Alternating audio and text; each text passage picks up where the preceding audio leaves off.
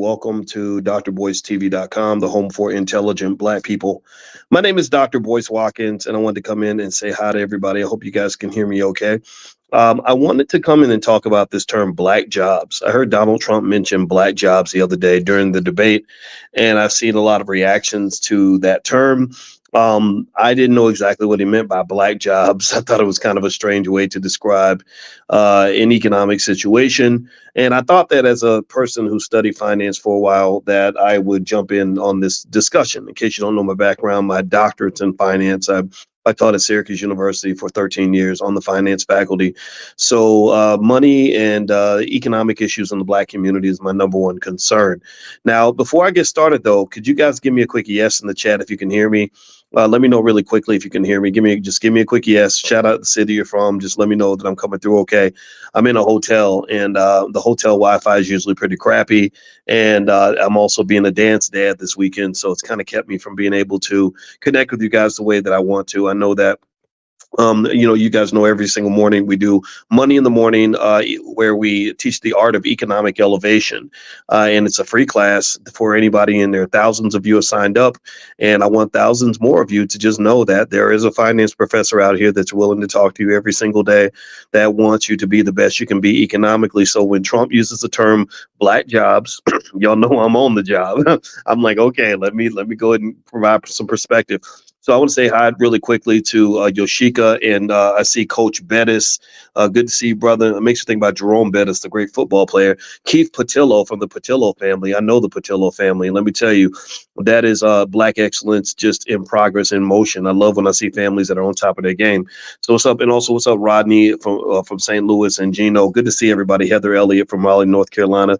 Good to see you. All right, so let me hop in. How many of you, give me a yes or no if you saw Trump's debate? How many of you watched the debate the other day where Trump and Biden went up there, and it kind of became just, kind of a shit show, kind of what you expect. You got a couple of pretty immature guys up there. One guy looks a little bit too old to be president. The other guy is a little too arrogant to be president. I think Trump could be a textbook narcissist. I believe that's why he got along so well with Kanye West. I've told you all about the time Kanye called me, and we talked for about 10 hours over a 4-day period. And I was trying to sort of get through to him, and it was very, very difficult because he kind of lives in his own little world. And it became so frustrating that my wife just said, I don't know if this is good for you, your stress levels. And I tell you, it's not fun. It's not fun to talk to people who just are out of touch. And I'm gonna tell you, Donald Trump is not. I've never thought of him as a good person. He's not if you believe he's unethical, then you're probably right. Anybody who's been in the boxing industry, hung out with Russian gangsters and done business with people like Don King and Al Sharpton his whole career, you know that there's something going on there, something that's not on the up and up. But I want to say this clearly though too. I don't blame you for whoever you want to vote for. I want to make that clear too, because I have big issues with Biden. If you remember, Biden incarcerated more Black men than any president in American history, other than the ones during slavery. I don't even know if there were slave presidents that sent more Black men to prison than Biden did. He called y'all super predators. This man, there are men and women in prison right now, people in prison right now today that were locked up in the 90s under Biden's 3 strikes laws. And y'all want to walk around here tap dancing, acting like it's okay. No, it ain't okay. I don't get that. I don't get the low self-esteem or the fear where we have so much fear that we'll just let people just scare us into voting for whoever. I don't do that. That's just not what I believe in. But you could do what you want to do. If you want to pick the lesser of two evils, I'm not going to knock you for that. I'm just not a fan of that. But anyway, guys, so I don't have a ton of time. My wife and I are going to be leaving pretty soon, but I wanted to kind of talk about this whole Black jobs thing. All right. So let's kind of break this down real quick. When I heard the term, I didn't think much of it at the time, but then I saw the internet kind of reacted to it. And as you know, Black unemployment has been a trigger topic, an important discussion talking point for many, many years. During the Obama administration, Black unemployment was something that was discussed almost every single week. At that time, I was talking a lot about Black unemployment also, because if you recall, Obama said something back a long time ago about the rising tide will lift all boats, which is basically kind of like this false integrationist narrative that says that if we help everybody, if we help white people, then that's going to naturally help black people too. And the Democratic Party's kind of run with that. I think Obama set the precedent for them to say, hey, we're doing these things for all these other people. And given that black people fit in these categories with these other people, they're going to be helped too. Like, so when Biden brought up black economics, he said, we're passing laws to help mothers with childcare costs. And there are many black mothers. Therefore, black people are benefiting from what we did for mothers. And that's a lazy way to address the racial wealth gap. That is a racist way to address the racial wealth gap. And let me explain why. What you're basically doing is you're saying, hey, we're not going to do anything specific to help the black community. We're going to do things for everybody and then talk about how black people benefit too, right? Like, it's not like somebody giving you a ride. If I say I need a ride to a specific location, and then I say, well, we're going out west anyway, so why don't you pick a different location and we'll give you a ride there? Like I'm not gonna give you a ride specifically because you need a ride or specifically to the place you want to go. I'm going to just take you where I was already gonna go and then take credit for giving you a ride in addition to everybody else. That's very different from me saying, I'm going to specifically give you a ride to specifically go where you want to go. And this is what black people are dealing with.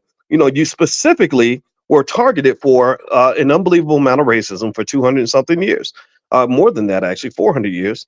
You were specifically targeted because of the color of your skin. They specifically robbed you of your economics. They specifically enslaved you. They weren't enslaving single moms. They weren't enslaving gay people. They were enslaving black people. We know these things. So they were specifically targeting you for all this racial abuse you've experienced. So you should be given a specific remedy. And the Democrats want to avoid the specific remedies. And that's the problem that you have on the Democrat side. Now, because I've got, I hope my wife will let me have 10 minutes to do this conversation, because I want to dig into this black jobs thing a little bit. And as I move on, do me a favor. Could you please hit the thumbs up button, thumbs up, share, subscribe. And just as an FYI, I have a new book out. It's called The 10 Commandments of Black Economic Power.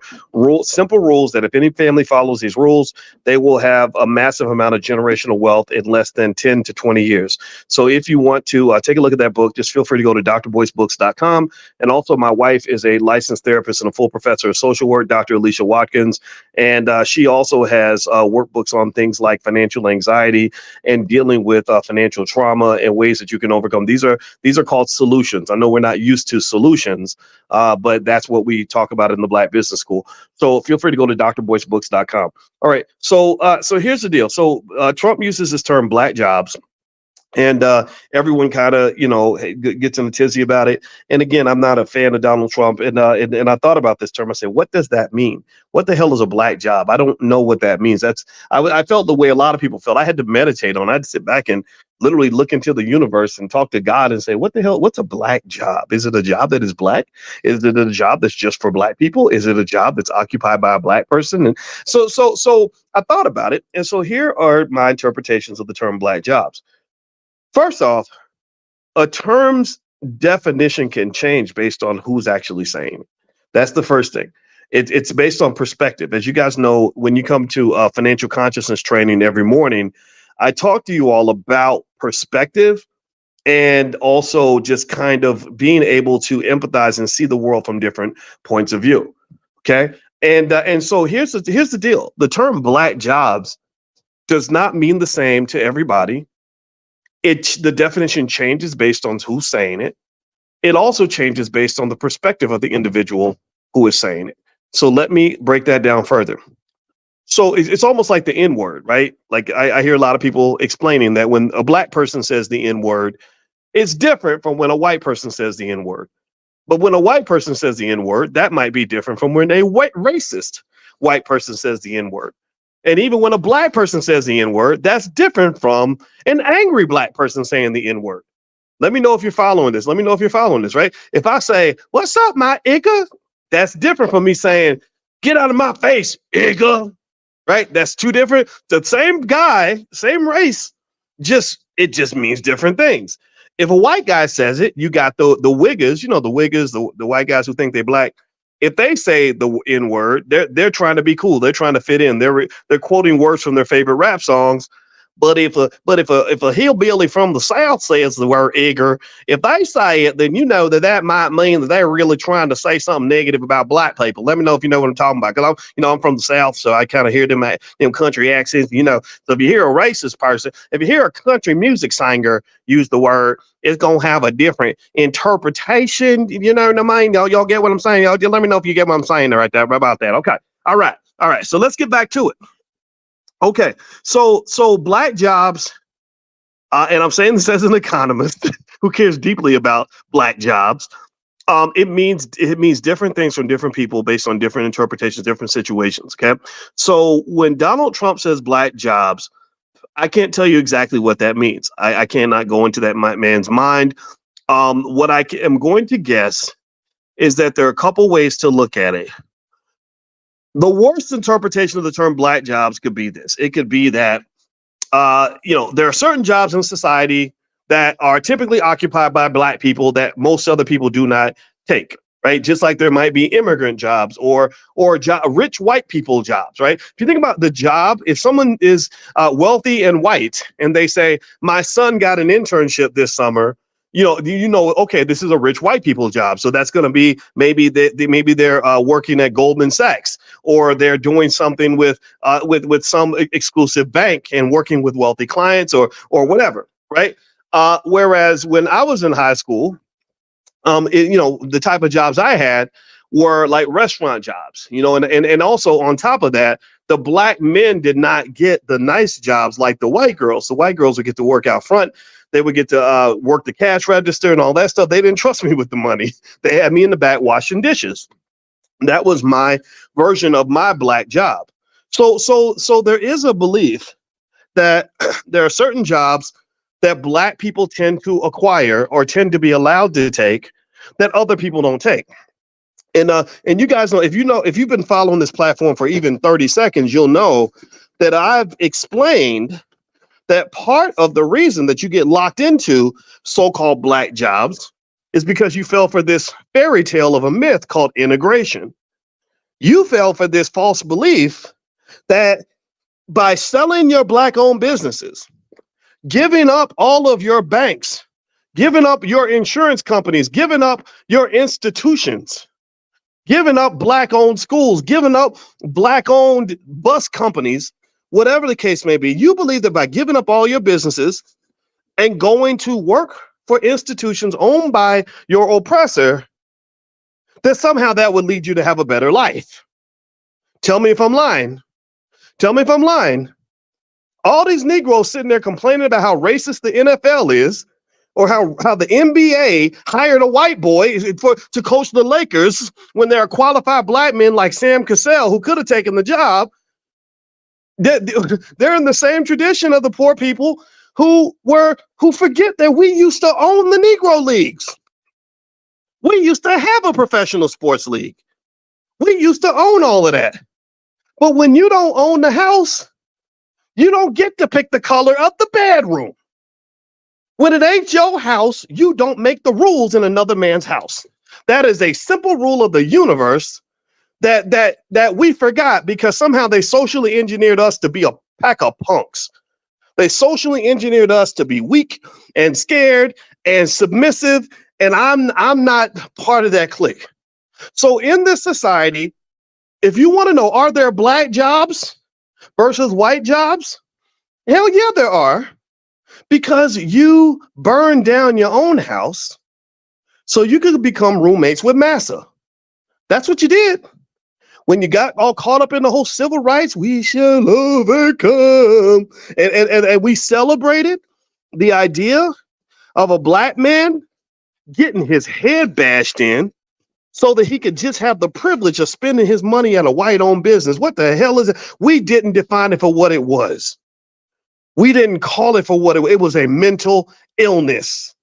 It is an absolute mental illness when I'm going to let another man beat me to within an inch of my life just so I can have an opportunity to give him my money.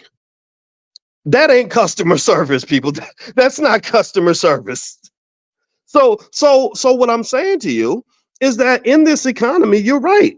There are black jobs. There are jobs that that black people tend to get that white people that white people don't want. If I go to Google and if I'm a black man and I want to go to Google and become an engineer, they're like, no, sorry, sir. They're not gonna say it. They're just gonna show you this. So they're gonna say, no, sir, that's not a black job. But if you came in and you want to rap at our annual Christmas party, oh, that's a black job. I bet you if you go to Google and you have a meeting of all their senior engineers, I bet you there might only be one black guy in the room. Out of 300, there'll be one black guy and a bunch of white people and Asians and Indians. Tell me if I am lying. Tell me if I'm lying. So senior engineer at Google, unfortunately, is not typically a black job. That's just the reality. But, rapper, basketball player, stripper, those could be black jobs. You look at hip hop, you look at what they did to hip hop, how they got now the most popular female hip hop artists in the world, Lotto, Megan Thee Stallion, the other one, I can't remember all of them, but Ice Spice, whoever, they're all pretty much strippers. They're just strippers who know how to rap. So basically, that's a black job. Taylor Swift ain't twerking when she goes. Taylor Swift can make $1 billion without shaking her ass one time. Not at least not in a way that's overly sexual. She doesn't have to do all that. She just gets to sing. That's a white privilege. She's got a white job. Megan Thee Stallion has a black job. If Taylor Swift tried to do what Megan Thee Stallion does, not only could she not do it, but she would not be accepted.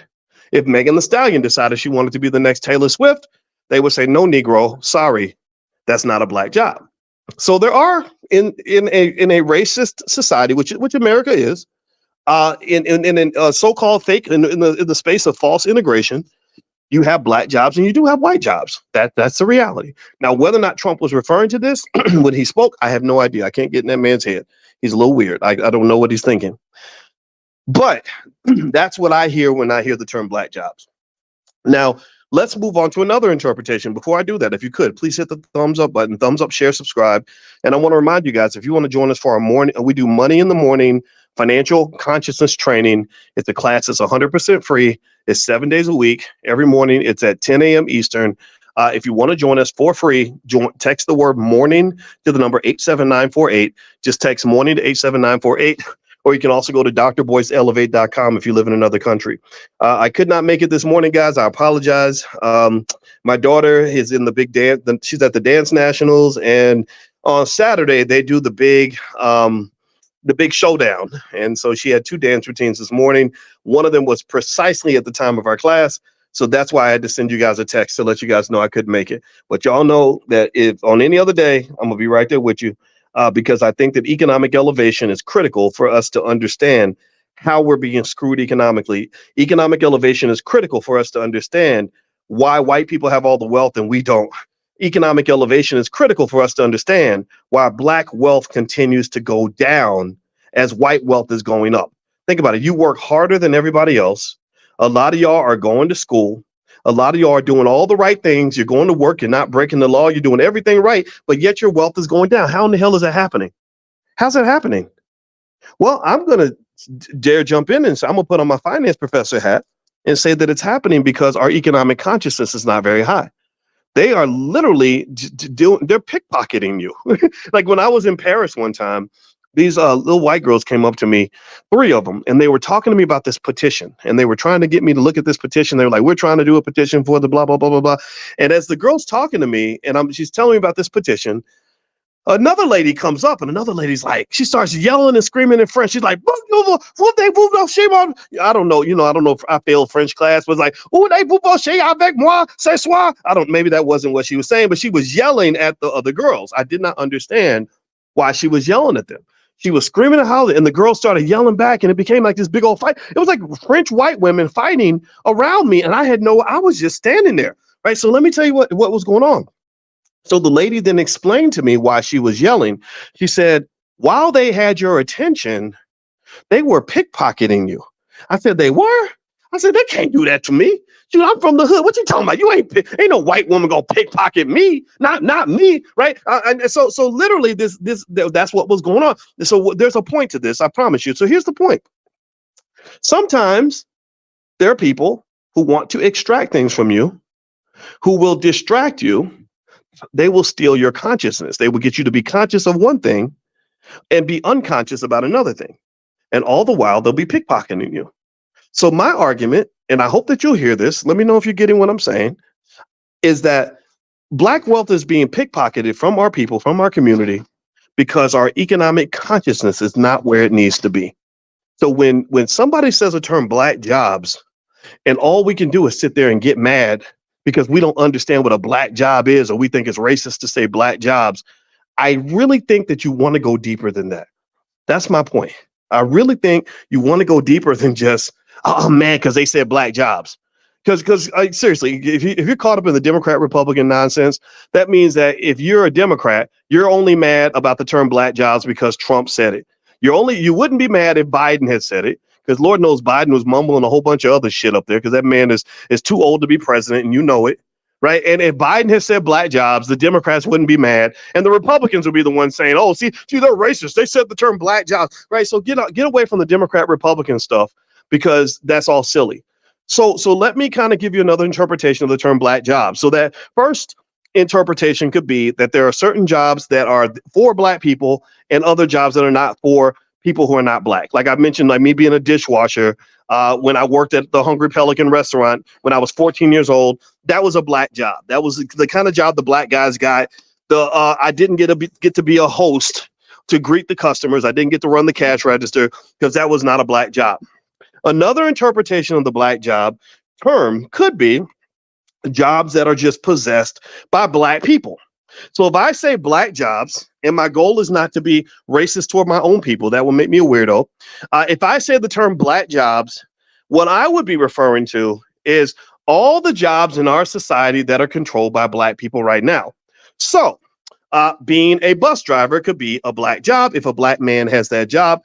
Being a surgeon could be a Black job if a Black woman has that job. Being a nurse could be a Black job if a Black man has that job. Being a hostess at a restaurant can be a Black job, right? So any job owned or possessed by a Black person, because you don't own your job, by the way, your boss owns your job. Let's make sure you're clear about that. You're renting your job, or you're renting yourself to the job, however you want to look at it, but that's not yours, right? So when you die at your desk because they worked you into an early grave, they're going to replace you within a week and forget that you were ever there. So just make sure you understand that you don't own the job. You can't pass the job to your children. The best thing you can do for your children is put in a good word for the child and hopefully get the boss to draft your child, just like Bronny James got drafted by the Lakers because their father had put in years of good service for the company. All right. So whereas the owner of the Lakers doesn't have to ask anybody's permission if he wants to draft his son, when the owner of the Lakers drafted his children to come and work for the organization, he didn't have to ask for shit. He didn't have to go ask for anybody's permission. He didn't have to hope that the boss decided that he did a good enough job, that he's going to put in a good word for him and he's going to give him an opportunity. No, the owner of the Lakers, Jerry Buss, I believe that was his name. The owner of the Lakers, when he wanted to hire his children, he said, I'm hiring my children, right? So this is why, if you want to know why I'm a big advocate for Black-owned businesses, because I need you to know the difference between having a good business and having a good job. A lot of us will put a ton of energy into getting a good job and keeping a good job, but we won't put the same amount of energy into starting a good business and building a good business and keeping a good business, because that requires too much work. That's the reality. That's what you're dealing with. So when you talk about Black jobs, to me, a Black job is a job that is controlled by a Black person. Now, the immigration point, I think, is worth hearing. Dr. Claude Anderson, the author of Powernomics, the greatest economic thinker of the 20th century and beyond. He's the Black Marcus Garvey of today, or he's the new Marcus Garvey. Marcus was Black too, but he's the modern day Marcus Garvey. He says repeatedly in his books, and he wrote this in the early 90s, he said that immigration policy has been specifically designed to dilute the economic and political power of the Black community. That there was a time where your numbers were bigger, your economic share of the pie was bigger, your opportunities were bigger, and that is deliberately being undermined because they're bringing so many people in from other countries. And the other thing about immigration policy, and if you come to our Powernomics training, which we do for free in the Black Business School every Wednesday night, you would know that immigration policy was specifically designed based on skin color. So what they said, look, if you are immigrating from England, we'll take as many British folks as you want to bring. If you're immigrating from Spain, we'll take a ton of those. If you're coming in even from Mexico and South America, we'll take a ton of those. But if you're coming from Africa, Wait, hold, wait, what? Nah, we don't want no Africans. Y'all need to stay over there, right? So it's because they said we don't need more black people, we need fewer black people. We don't need the Kool-Aid to be stronger. We need to water it down. You understand? They said we need the black community to be smaller, not bigger, because we're already afraid of these people. They're already doing major damage just by having 13% of the population. We don't want them to have 30% like they used to, because that's downright scary. So Dr. Claude Anderson has brought up the point that many of the black jobs, there go, I'm going to use that term. Call me what you want for saying the term black jobs, but you don't know what I'm talking about.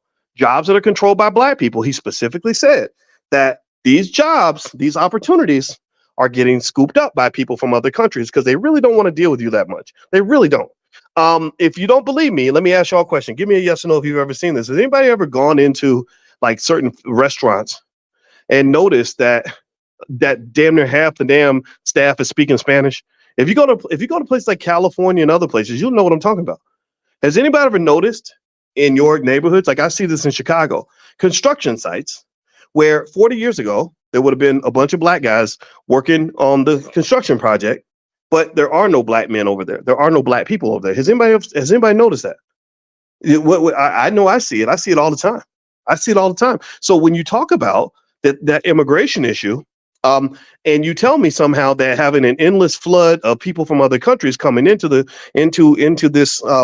U.S. is good for the black community, I'll tell you a damn lie. Y'all should know in Chicago right now, shout out to the black folks in Chicago. Black people in Chicago have been protesting the black mayor like crazy. They have been saying, you are bringing all these people in, giving them resources you never gave us. We've been begging for resources and we can't get a nickel, but you're going to pump millions of dollars into people who just got here. And then you're putting them in our neighborhoods. They're taking up space in our community and getting stuff that we've never got. So that to me is a point worth considering. I don't care who says it. I wish Biden and Trump would say it.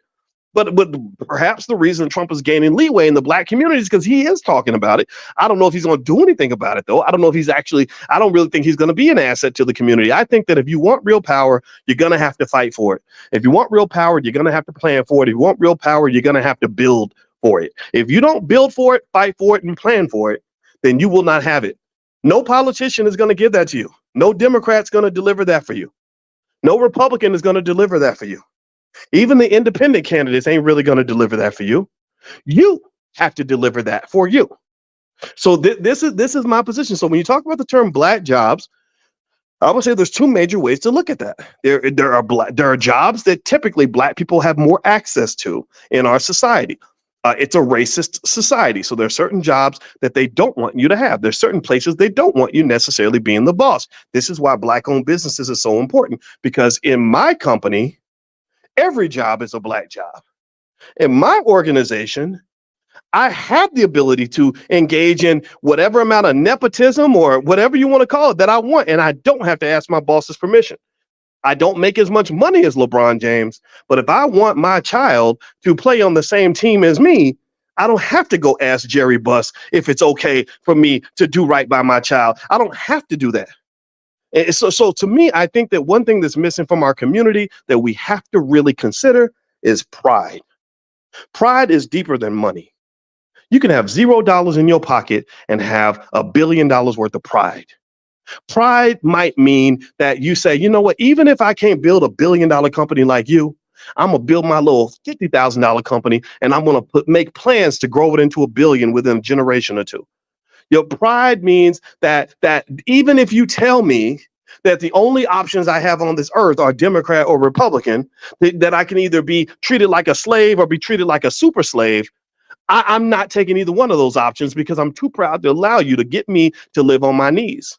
Pride means that we embrace the things that we need to embrace in order to build the community that we want. It means that we embrace the educational excellence necessary and the skills appropriate for the building of a community, so that when somebody defines what is a black job and what is a white job, It won't be me hoping that white people agree with me in my interpretation of what a black job should be. That my child will not have to just say, well, mama, I can't get a certain kind of job because, the white man ain't hiring and the white man won't decide that he want to give me an opportunity. See, your children need to be taught to create opportunities. What makes their kids better than your kids? What makes their people better than your people? It's attitude.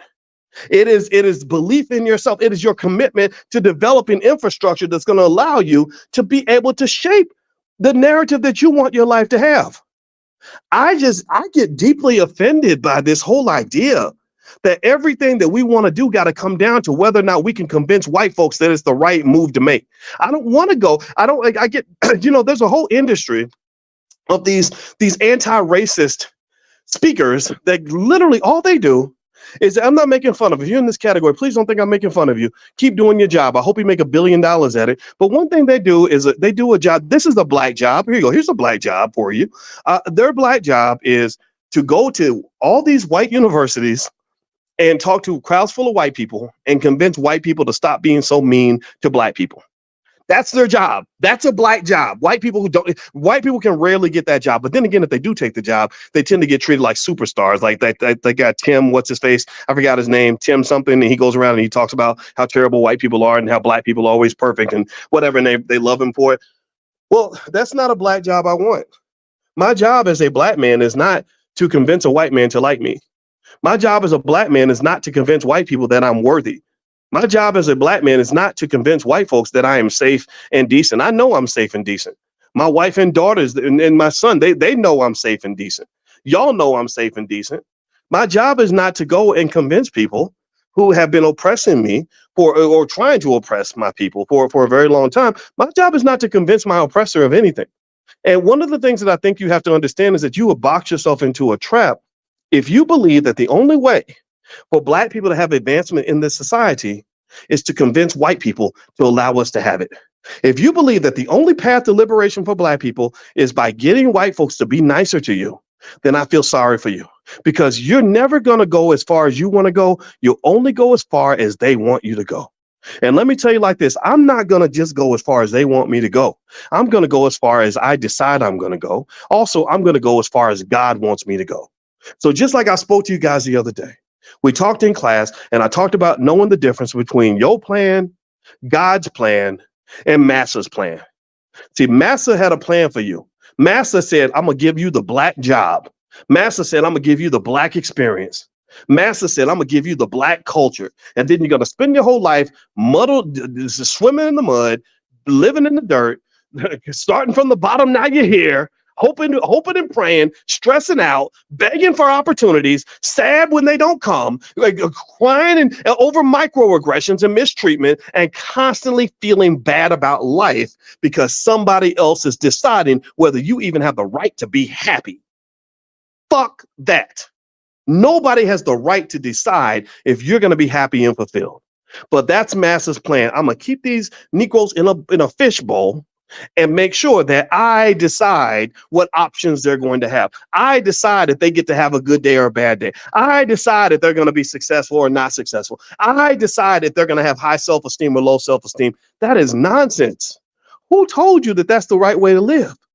That's Massa's plan. And then if you're strong and you have some consciousness about you, you'll say, no, I'm not living by Massa's plan. I'm going to go with my plan. My plan is I'm going to decide what a black job is versus a white job. My plan is I'm going to be successful whether you like it or not. My plan is I'm going to get educated. My plan is I'm going to take care of my family. My plan is I'm going to be economically intelligent. My plan is that I'm going to prepare for the future. My plan is I'm going to build generational wealth. And I think that's a great step forward. Congratulations to all of you who have moved past Massa's plan to get to your plan. But I'm going to take you to another level of consciousness. And I'm going to do this real quick because my wife is waiting for me and she's being very patient. I appreciate that. Shout out to the black women who are patient with crazy black men like me. Without y'all, we can't be nothing. But there's another level to that. And I learned this through time. Remember, I'm 53 years young, so I'm not a kid no more, but I ain't Joe Biden age, but I'm not a kid. So I've learned a few things. So the next level I realized is that even my plan is not adequate. My plan is not the plan. The plan is God's plan. And what I learned through life as I fought my battles with racism, and I think I did okay. Wasn't no white man gonna hold me down. Wasn't nobody gonna make me feel oppressed. I was raised by Larry Watkins. He was a Vietnam veteran and who's killed people. He did not raise me to be no punk. So I ain't scared of racist white folks. I ain't scared of ignorant black folks. Never been scared. Never scared. But here's the thing. So even as I won these battles, I found out that there was a plan that was even bigger for me. I realized that my racial trauma, my experience as a black man growing up in Louisville, Kentucky, like Muhammad Ali, we both grew up in Louisville. My experience led me to even not see what my potential was. Even I didn't know what I was capable of accomplishing. So what happened was I realized, I said, oh my God sees a bigger vision for me than I even see for myself. And so as that vision started to unfold, I started to realize that as much as I know, and I have a lot of education, I went to school a long time. To get a PhD, you got to take damn near every single class at the university. And I got my PhD over 20 something years ago, and I probably know 3 times more than I did when I finished my doctorate. So I've learned a lot. But the biggest thing I learned over time is how little I actually know. The biggest thing I learned over time was that connecting to God and really understanding what the potential was for all of us and knowing what God's plan is, or even trying to understand it or accept it as it unfolds, that's really the key to power. Because the power of God or the universe or whatever you want to call it, that's an infinite kind of power that man cannot control. Man cannot stop that. And I'm not saying this to be religious with you. I don't even go to church, to be honest with you, but I'm very spiritual. So I think that the strength of black people is that we are very spiritual people. And to me, when you allow your spirit to be deflated because you are scared of a racist, you are scared of some ignorant people that don't want to see you fly. To me, that is disconnecting from God. That is you disconnecting from what your purpose is. The greatest strength you have is that you are spiritual, and sometimes you got to operate on faith. That means, what does that mean? Let's translate that to real life. That means that you got to build that business sometimes on faith. Dude, I'm gonna do my best. I'm gonna learn as much as I can. If I may not succeed, but I'm gonna still go hard. Sometimes you got to move forward based on intuition. You got to say, you know what? I know you're telling me that if this guy gets elected and I don't vote for this person, that bad things are going to happen. But you know what? My instincts are telling me that this is still not the right move for me. So I'm going to still move on faith. Maybe being spiritually strong also means the ability to really try to see a vision for yourself and your family that is not limited by what is you see around you. It's not limited by your past. It's not limited by your condition. It's not limited by what people say you can and cannot do. There is no limit. When you really connect to that God level power, I don't think you can be stopped. So if you want to know who you're listening to every morning when I wake up, I would say you're probably listening to a man of God, but not so much in a way that says I'm perfect, not in a way that says I'm the guy you're going to see sitting next to you in church, but you're really talking to a man who literally every day when I get up and talk to you, I open my mouth and I say, let me see what God tells me to say. And I'm just going to say it, and I'm going to say it without fear. I'm moving forward without fear. And I think that if we move forward without fear, you won't fall for all this Democrat Republican nonsense. You won't get caught up in what a white man has to say about you. You won't feel like your whole destiny and all your potential is put in some sort of bottle that was shaped by your oppressor. You'll know that the sky is the limit for anybody who truly moves forward on faith. So that's what I believe. That's what I think. So when you talk to me about black jobs versus white jobs, there's different ways to talk about that term and what that might mean. And certainly black economics is critically important. But I just encourage you, let go of the low self-esteem, low vibrational thinking. Let go of this whole idea of us operating in fear and operating under the expectation that we're going to be oppressed. Let's move forward by expecting the best of ourselves. Again, every time you get mad because a white man tells you you got to take the black job over the white job, the question is you got to say, well, who's creating the damn jobs? Who's the job creator? I don't want to be the job seeker. I want to be the job creator. I don't want my children limited in a world where they believe, well, there's black jobs and there's white jobs. And Mr. Charlie going to decide who gets the black job and who gets the white job because he a Democrat and we the Democrats and the Republicans. I don't want my kids living in that world. I want my kids knowing that any job is a black job if they want it to be. I don't want my kids thinking like, oh gosh, I hope somebody helps give me an opportunity. I want my kids to sitting back like Jerry Buss at the Lakers saying, I wonder if I'm going to give somebody an opportunity today. So this is a mindset. This does not have to do with how much wealth you have. It does not have to do with how long you went to school. Sometimes going to school too long can limit your thinking. Sometimes having wealth can make you just into a bigger slave. LeBron James is worth damn near $1 billion. And it's unfortunate that he, as wealthy and powerful as he is, still had to ask Jerry Buss's permission for them to draft his son.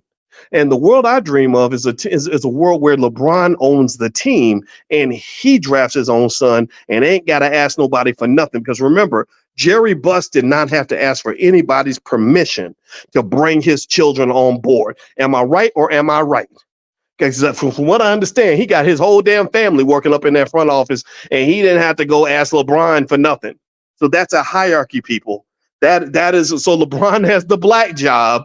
Jerry Buss has the white job. It's just LeBron's black job happens to pay a lot of money. His job is to be 6'8", 240 pounds with a 35-inch vertical. That's the black job. Jerry Buss's job was to sit back and raise a bunch of money and own a team so that he gets to make all the decisions. That's what a black job and a white job looks like. That's all I got to say. I'm getting out of here, guys. Thank you so much for listening. If you want to join us for our financial consciousness training that we do every single morning, it's a private Zoom. You can come in and just get your batteries charged for the day on what your economic plan is going to be. Just text the word morning, MORNING, to 87948. The number's on the screen. Text morning to 87948. Also, this podcast is on Spotify. I have other podcasts on Spotify. One is called Dr. Boyce Daily Stock Market, where I give regular updates on the stock market. I let you know stocks that I like, stocks that I'm buying, things like that. And in addition to that, last but not least, I hope you will join us at the All Black National Convention. The All Black National Convention takes place in Chicago, Illinois this year, October 25th through the 27th. And that is where we solve our own problems. We work together with the best Black scientists, engineers, researchers, teachers, scholars, thinkers, medical doctors, attorneys, etc., and we solve our own problems. So if you are into that kind of thing and you want to be in a space where the energy is very, very positive, join us in Chicago. You can go to allblacknationalconvention.com. That's allblacknationalconvention.com. Brother Nuri Muhammad is our keynote speaker this year,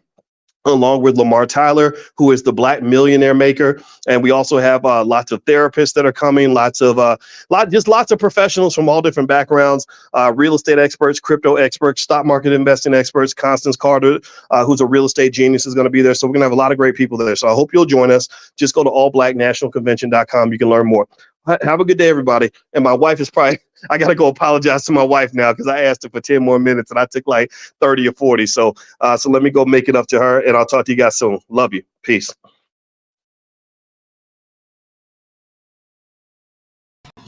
Hey, what's going on, guys? What's going on? I hope you guys are having a wonderful day. Welcome to drboycetv.com, the home for intelligent Black people. My name is Dr. Boyce Watkins. Hold on. Hey, what's going on, everybody? I hope you guys are doing well. Welcome to drboycetv.com, the home for intelligent Black people. My name is Dr. Boyce Watkins, and I want to say hello to everybody as you come in. Today, I want to talk a little bit about something that I put up on Twitter earlier that involved stallions and glorrillas, and basically kind of talking about the image of the Black female in hip hop and whether or not we are getting to the point where we are sort of allowing or even contributing to certain racial stereotypes that are ultimately unhealthy for the community, unhealthy for the Black family, and really add to the racism that we complain about. And so do me a favor, hit that thumbs up button, thumbs up, share, make sure you subscribe. We're going to get started on drboycetv.com right now.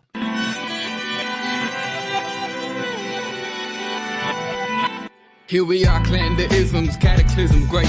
Our people out here struggling, trying to make it in this state. Everybody out here doing it, but we the ones who late. Now family, we the ones who gotta delegate. Get that money in the power, never be fake. Stick to cosign for 3. What did he say?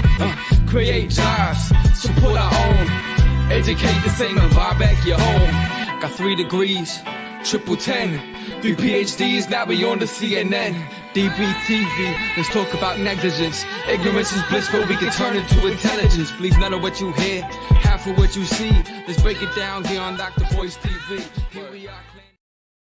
Hey, what's going on, guys? Welcome to drboycetv.com, the home for intelligent Black people. My name is Dr. Boyce Watkins, and I hope everybody's doing well. I hope that you're having a great night. Sometimes on Saturday night or Friday night, I will just go live and I will talk about some of the more interesting things that I see in the Black community. You guys know my background is I'm a finance professor, but also I love to talk about things that relate to economics. This is something that I love to do, and I love to pick topics. That's a fun challenge for me, is to find a topic that you think has nothing to do with economics and to show you that it's always about the money. Now, do me a favor, hit the thumbs up button, thumbs up, share, subscribe, shout out what city you're from, put a B1 in the chat, B1 if you're Black first. Black first means we put our community at the top of the priority list. I want to say hello to my name is Corey and DDS, brother. Thank you for watching the chat. I appreciate you. Let's see. Kashif says, love this guy. You are greatly appreciated. Dot man, you are greatly appreciated too. Thank you so much. Trey J, Phil X, good to see everybody. And feel free to put the name of your city and the name of your business. Yoshika, the wonderful Yoshika Garner. I love seeing your name in the chat too. It boosts me up with confidence, girl. All right, so here we go. Let's jump into this conversation. I'm gonna jump right into it. I had a little bit of a debate on Twitter. My Twitter is Dr. Boyce Watkins 1, Dr. Boyce Watkins and the number 1. And I hope that if you have a Twitter, you will follow me on Twitter so that we can participate in these conversations, because I think they need to be had. So here was the conversation we had today. This had to do with a question I asked. I just asked the question, and of course it drew a reaction. I knew that it would, and it was about rappers. It was kind of about this idea that I can't help it, but I see these rappers, two beautiful women. One is called Megan Thee Stallion, and the other one's called Glorilla. And I thought about, well, what is a stallion and what is a gorilla?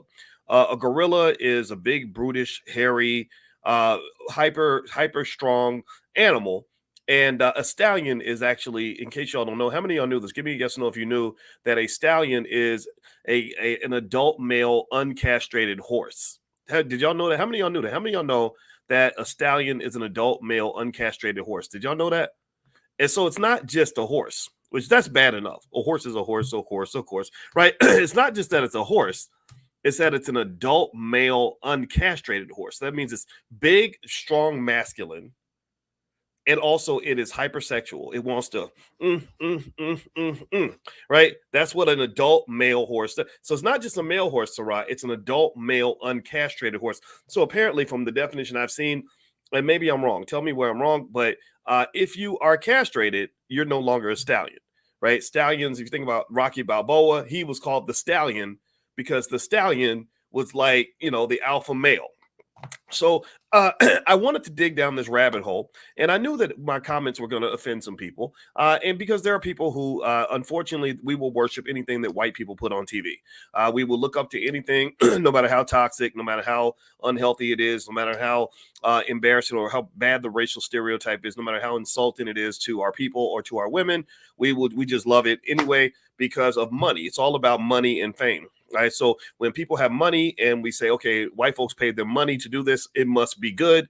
And this is a problem that we have. This is a problem that it's my job to kind of bring up as a finance guy, that all money ain't good money. Making money to embarrass yourself or embarrass your community ain't good money. Now, this is no disrespect to these rappers. They're very, very talented. I listen to their music. I think it's fine. There's no problem in terms of the talent level. But I think that you really want to process this because you're working against yourself in so many ways. Now, let me start with a simple question. I'm going to ask y'all a simple question. Give me a yes or no. How many of you dislike racism? Give me a yes in the chat if you dislike racism. Give me a yes in the chat if you dislike racial stereotypes. How many of you dislike racial stereotypes? Give me a yes in the chat if racial stereotypes bother you, if you don't think that they're fair, if you don't like it when white folks do that to you. You go in as a Black woman and they think that you automatically know how to twerk. How many of you think that that's a terrible thing? Or you go in as a Black woman, everybody assumes that you're strong. You a strong Black woman. I'm a strong. Come over here, Nora. I'm a strong Black woman. I'm a bend you over, boy. I'm a whoop your ass, little Nora. Right? How many of y'all are a little offended by that? Anybody offended by this whole idea that Black women are just, kind of these hypersexualized brutes?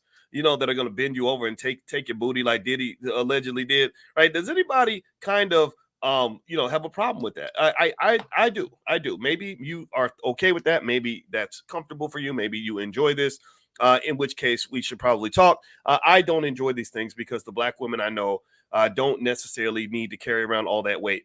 In fact, with my wife, if I see her carrying something heavy up the steps, I say, look, I know you're strong, but I'm stronger. I know you are capable, but in this regard, I, as the man, feel that it is important for me to allow you to feel your softer side. I want you to get a chance to sit back and just know, babe, I got this. I got the suitcase. And she lets me do it. But it's hard though. It's hard because the world has kind of abandoned the Black woman.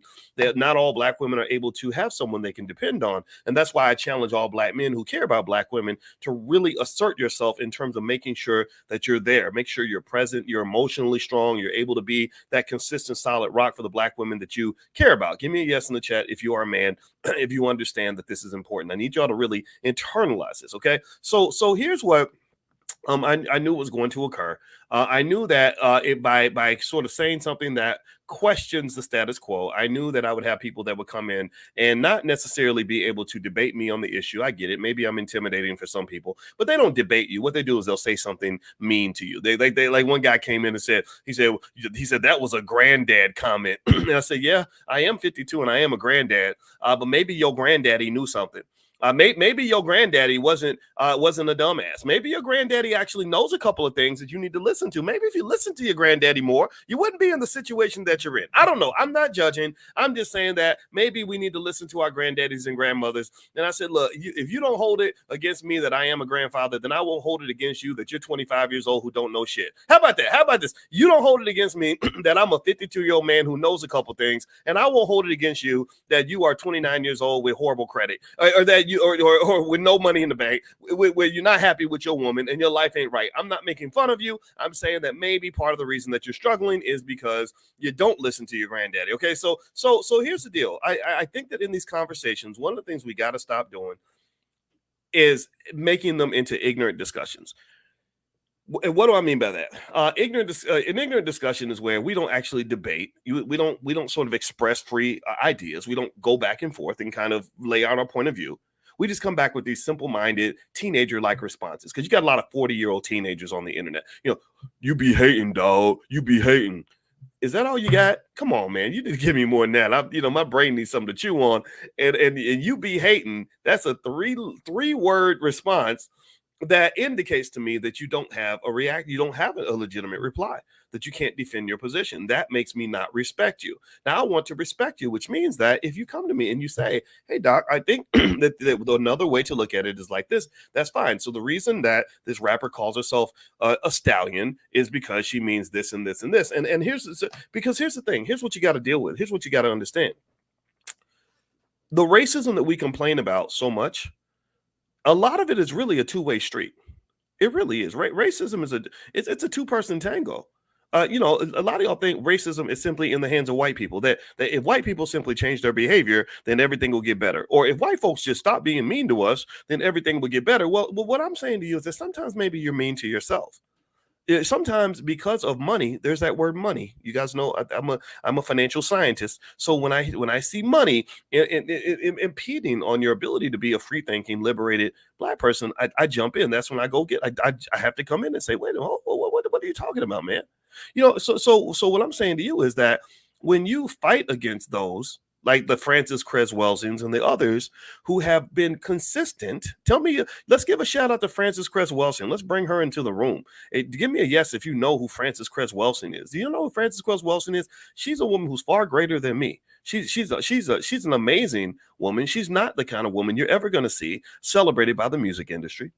Frances Cress Welsing is not the kind of woman that you're ever going to see celebrated by corporate America. Frances Cress Welsing is not the kind of woman you're ever going to see celebrated at major, even HBCUs. Howard University fired this woman. Why? Well, why would you fire a woman who wanted Black people to have dignity and to be dignified? Well, a lot of it's because they weren't ready for what she had to say. And she's the kind of person who spoke consistently on these issues. I ain't the first one. And so I appreciate y'all giving me credit for speaking on this issue. But just know I am not the alpha of this conversation. I'm not the omega. I'm none of this. I'm not the first. I'm not the last. I'm somewhere in the middle. I'm just one of a lineage of people who have said, wait a minute, just because white folks is putting money behind it, don't make it right. Just because they got some Negro on stage don't mean that's a successful Black person. Just because that person was on your favorite TV show, that does not mean that what they're doing is okay. And so really, if you dig into this, here's what I'm going to show you. I'm going to lay out some pieces to this conversation that I hope you will consider, so that you'll just kind of understand that everything that glitters ain't gold. And just because it's twerking, that don't mean it's working. Just because it's twerking don't mean it's working. So let's start here. But before I do that, do me a favor. Please hit the thumbs up button. Thumbs up, share, subscribe. You're watching drboycetv.com, the home for intelligent Black people. My name is Dr. Boyce Watkins. This podcast is on Spotify, and I have a few podcasts on Spotify. I actually do a daily update on the stock market. So if you look up Dr. Boyce Daily Stock Market, you'll find that. Also, I have another one called the Dr. Boyce Breakdown. So feel free to go to Spotify, and you can find my name. And also, my website is BoyceWatkins.com. So if you want to look at some of the stuff that I have in my book, The 10 Commandments of Black Economic Power, you can go to BoyceWatkins.com. Okay, so we were talking about Megan Thee Stallion and Glorilla in particular, but not because I want to pick on these two rappers, right? What we really want to talk about is hip-hop and the continuous stereotyping of Black women and where these stereotypes may come from. So when you see imagery of women that are in a position where they are forced to be masculine and hypersexualized, the thing that you have to understand is that this is a phenomenon that is particularly preserved for Black women. Now, let's go through some of this. My wife, I'd like to bring my wife in on the conversation at some point as well, because she has done some extensive work on the stereotypes of Black females that make it hard for all Black women. So here's a short list of some of the stereotypes they have of Black women. First, there's the angry Black woman. This is a stereotype that portrays Black women as naturally aggressive, angry, and confrontational, disregarding their legitimate emotions and concerns. There's the image of the strong Black woman, the stallion. I'm a strong Black woman. I'm a strong Black. Come over here, boy. I'm a strong Black woman. There's that stereotype that Black women are super strong, that Black women don't feel pain, that Black women are just that they can lift tall buildings in a single bound. There is also the stereotype of Black women as being hypersexual. They call it the horse stereotype. And so this is the stereotype that Black women are definitely, that they're down to sleep with whoever. If you got $10 in a bag of Cheetos, she gonna give you access to the good stuff.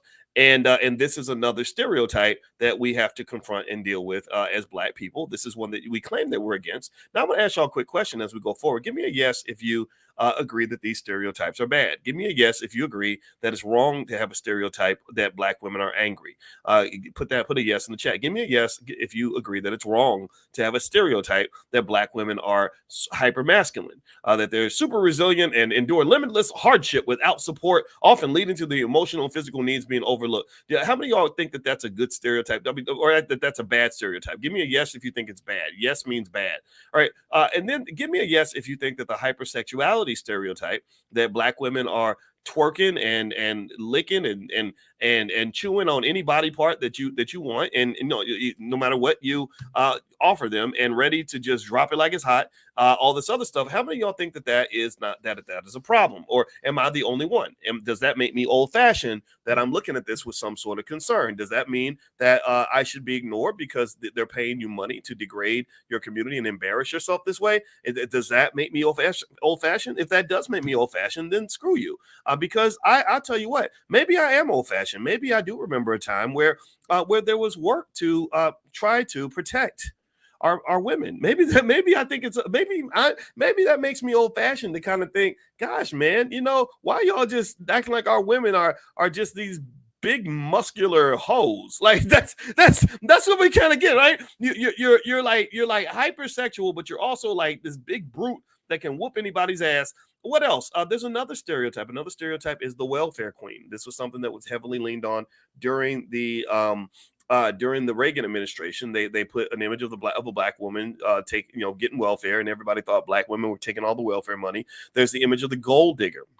And then there's another one, the image of the mammy. And the mammy image is more of an Aunt Jemima-ish kind of image. It's like, okay, I be birthing these babies, and I be out here just, taking care of the youngins, and I be breastfeeding your chillums, that kind of thing, right? And actually what a lot of people would say is that Oprah Winfrey made $1 billion fulfilling the mammy stereotype. And that's just a reality that Oprah was kind of seen as everybody's mama.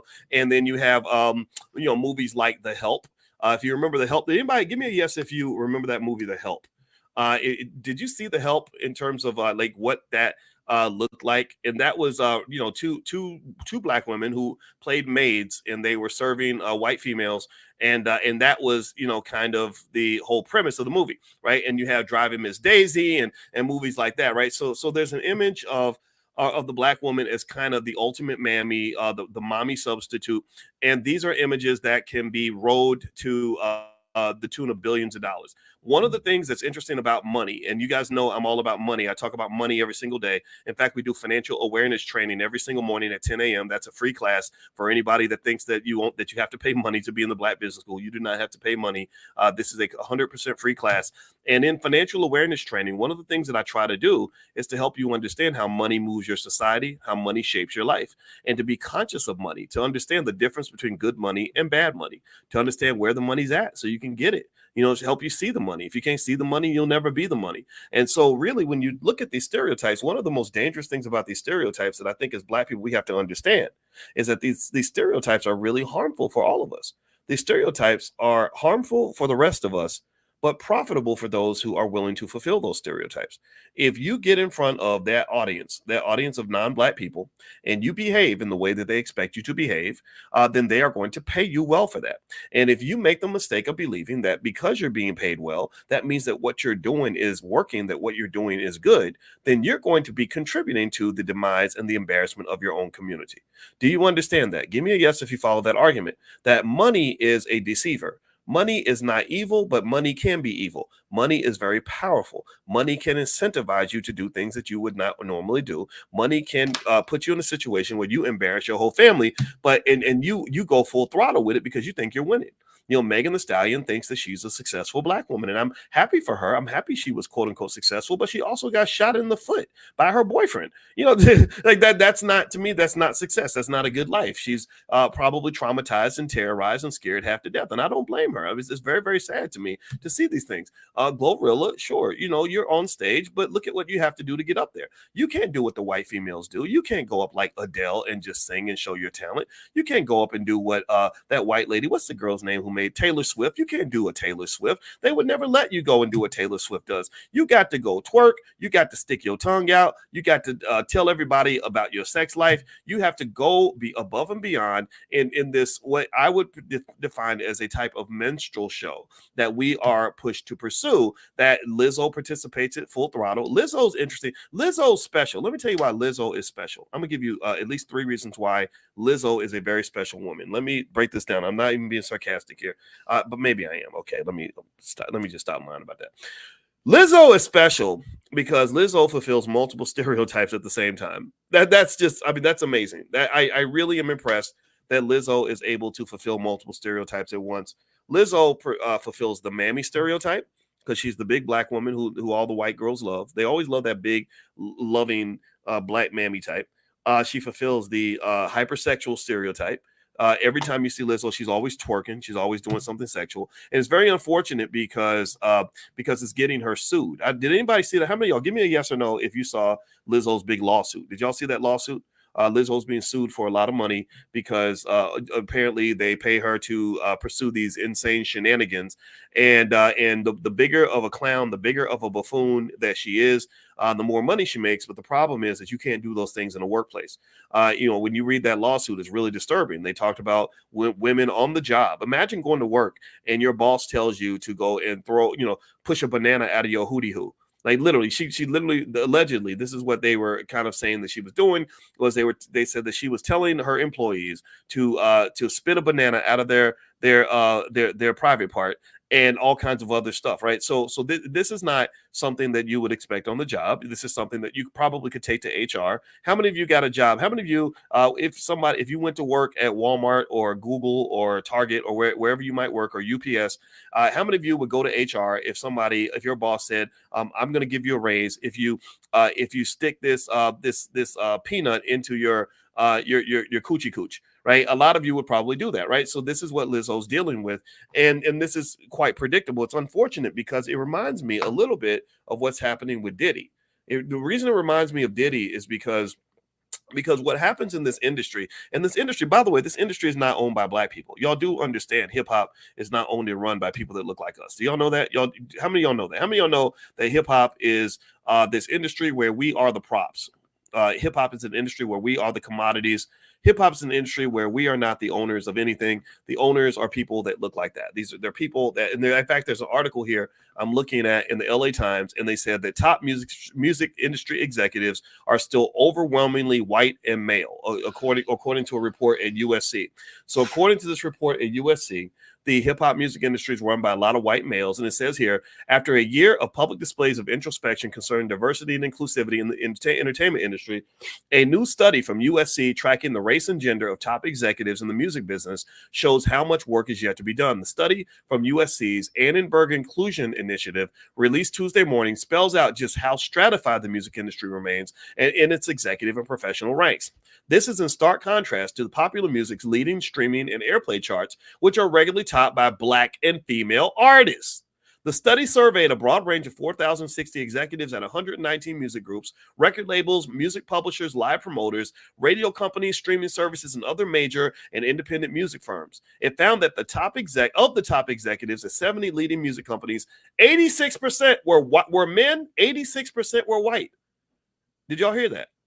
Let me absorb it. Give me a yes. Sometimes I get excited. When stuff gets me going, I talk really fast. How many of you are concerned by this? I mean, process this. These are the people that are running the industry. Give me a yes if you agree with this statement, that while they're telling our women to call themselves gorillas and horses, right? Remember, a gorilla is a big, hairy, brutish, super strong animal. And a stallion is an uncastrated adult male horse. So while they got black women running around here, looking like animals or calling themselves animals, do you think that they're doing this to their children? What do y'all think? Do you think that they are putting their girls, their daughters out here, having them look crazy like that? You say, baby, you ain't nothing but a big old glorilla. You an angry woman. You a mammy. We want you to be the ultimate hoe. We want you to be the gold digger and the welfare queen. We want you to fulfill every negative stereotype there is, and we want you to embarrass our community. Do you think that they're doing that with their kids? Because I'm going to say the answer is no, and the reason the answer is no is because I want y'all to give me a yes or no. Give me a yes or no. Can you name the white female version of Lizzo? Can you name one single white female? There's more white. Now, pay attention now. There's more white females in America than there are black people. Do we agree on that? So if there are more white females than black females, then you would expect that there would be 10 or 20 Lizzos. If the ratio is about 8-1, white to black, you would expect there to be 8 Lizzos for every white Lizzos for every one black Lizzo. So I'm not asking you to give me 8. I'm asking you, give me one. Just give me one white female who is just as famous as Lizzo, who is obese, shows up to Laker games with a booty out, wearing a thong, and twerks in public at every chance she gets. I'm gonna wait. I'm gonna do the Jeopardy countdown and wait for a moment and allow you to tell me. I'm gonna give you time to think about it. Tell me one person who is the white female Lizzo. Give me a yes or no. Can you think of anybody?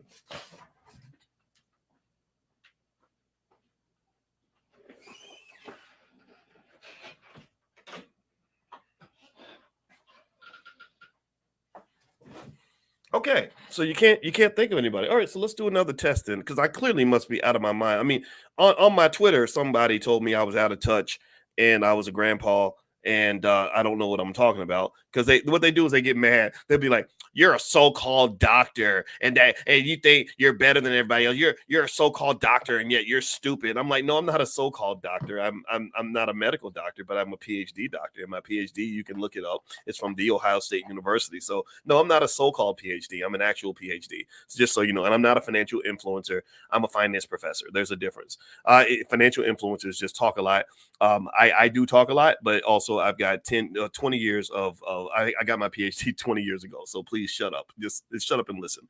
All right. So let me ask you this. Can y'all name who is the white female version of Glorilla? Glorilla, let's do Glorilla and Megan at the same time. So can you, and also I want you to give me a yes or no. Is there a single picture anywhere on the internet of Taylor Swift doing a pose like that? Give me a yes or no.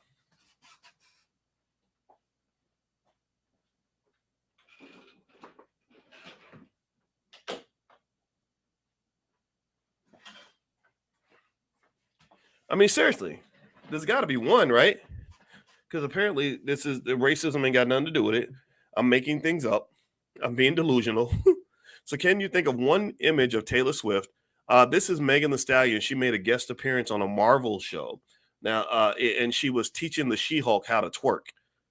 Is there? I mean, can you name like who's the white female version of Megan Thee Stallion? Who's the white female that has a name that is similar to an adult, uncastrated male horse? You know, that twerks at every available opportunity, constantly takes pictures with her tongue out.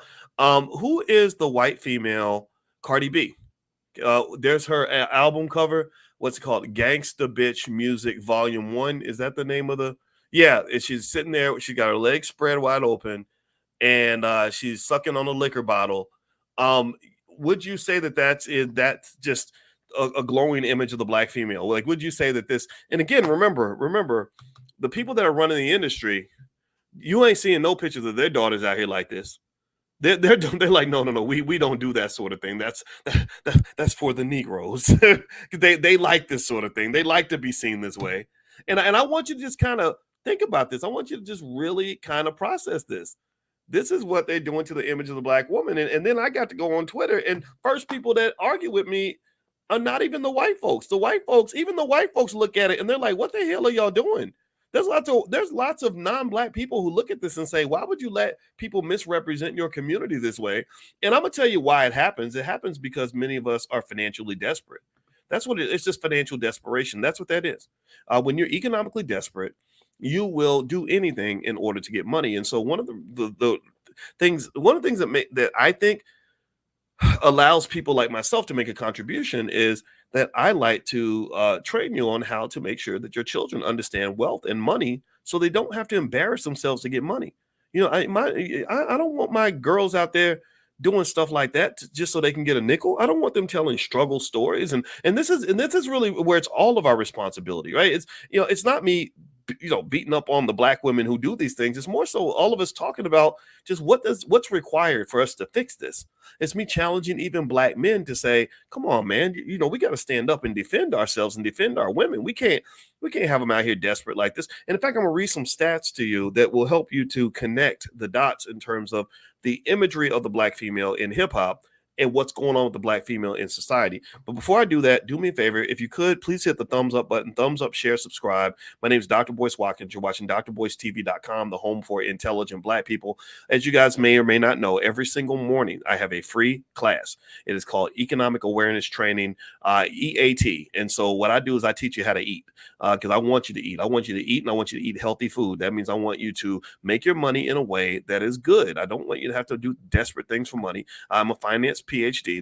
That's my profession. And so if you'd like to join us, the class is 100% free. You can text the word morning to 87948. Text morning to 87948. You can also go to drboyceelevate.com if you live out of the country. If you live out of the country, go to drboyceelevate.com. If you're in the country, just text the word morning to 87948.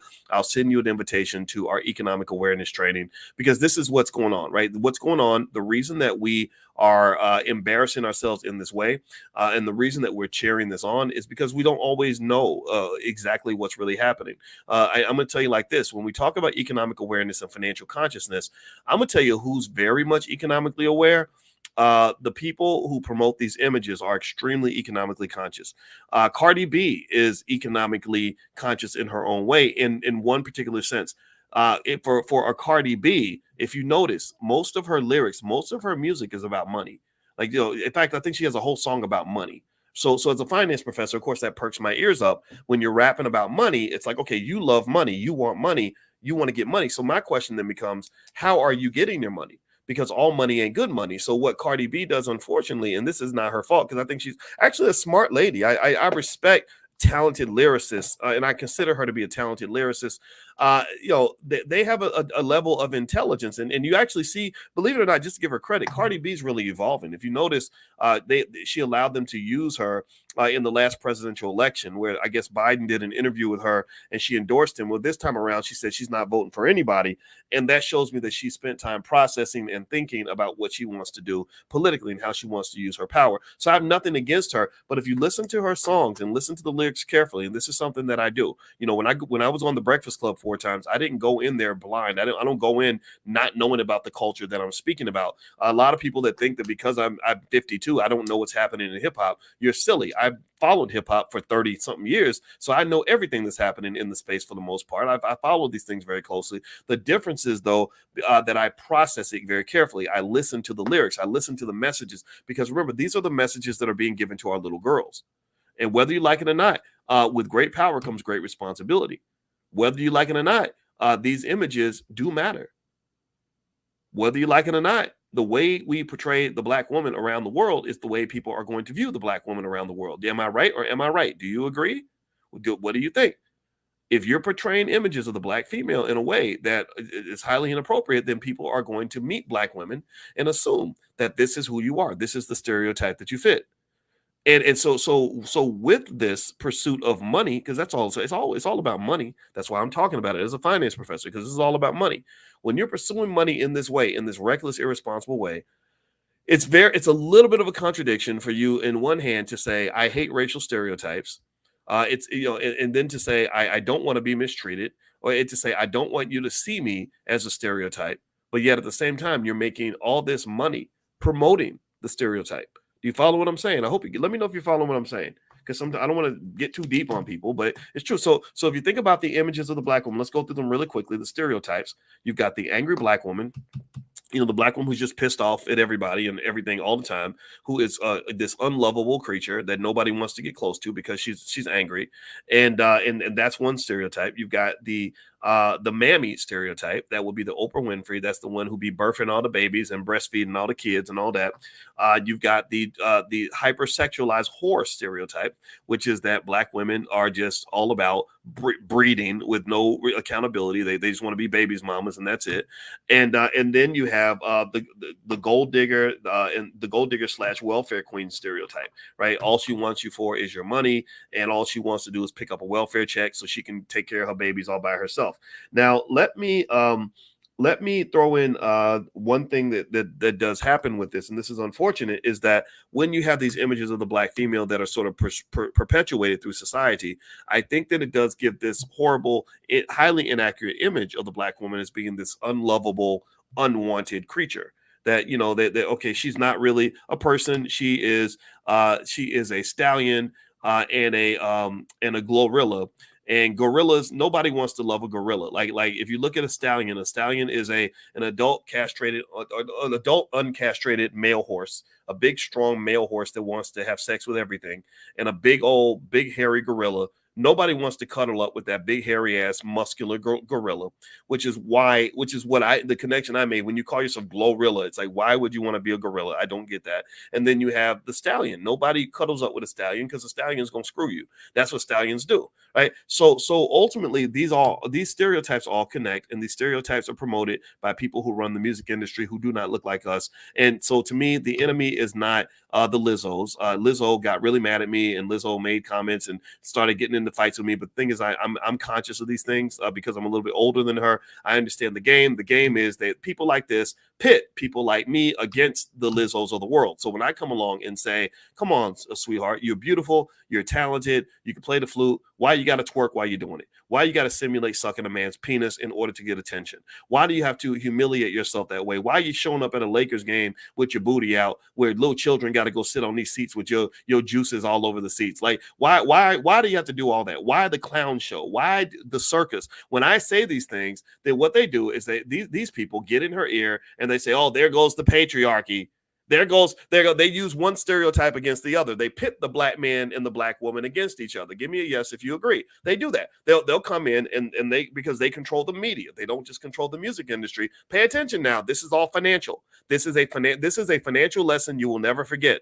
This is a financial class right now that we're having. I hope you understand how this is a financial conversation. It is their control of wealth and money that allows them to do this. So what they'll do is they'll use media. So when Lizzo got mad because I basically said, I don't understand why this lady's got to be out here humiliating herself in this way. So what the media then did, pay attention now, this is a true fact. They then perpetuated this image all throughout media, through the entire Associated Press.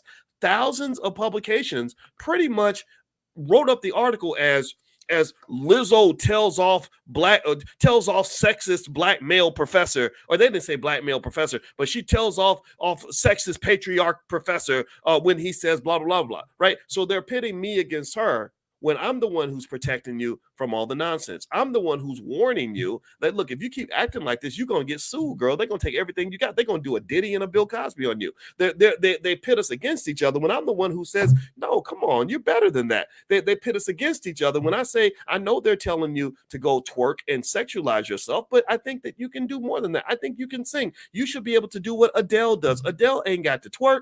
Adele ain't out here putting stuff in her mouth. Adele ain't out here sticking her tongue out. Adele just shows up and sings. That white lady, Taylor Swift, she ain't not one single thing that Lizzo has done on stage that Taylor Swift has also done. Taylor Swift does not have to do those things. Taylor Swift can go and just be a human being and make $1 billion. Now, is it wrong for me to want that? Does that make me the villain? Or are we dealing with a world where people, because they have their money and their power and they control the music industry on one hand and the media on the other? I think that what happens here, I don't think I know. They pit the black male against the black female. So when the black male shows up, this is why, ladies, this is why sometimes it's hard for brothers to step up and show support and protection. It's hard because then you get people in your ear that will tell you that I'm the enemy or that we're the enemy, when really we're the ally. Really, I mean, you really think Russ Weisenberg or whoever runs the music industry label, you really think he cares about your best interest? You really think that these people are sitting around saying, golly, I really want to see strong black families? What do y'all think? What do y'all think? Do you think these people sit around and think, and they have conspiracies at some point? They're planning something. They're conscious of something.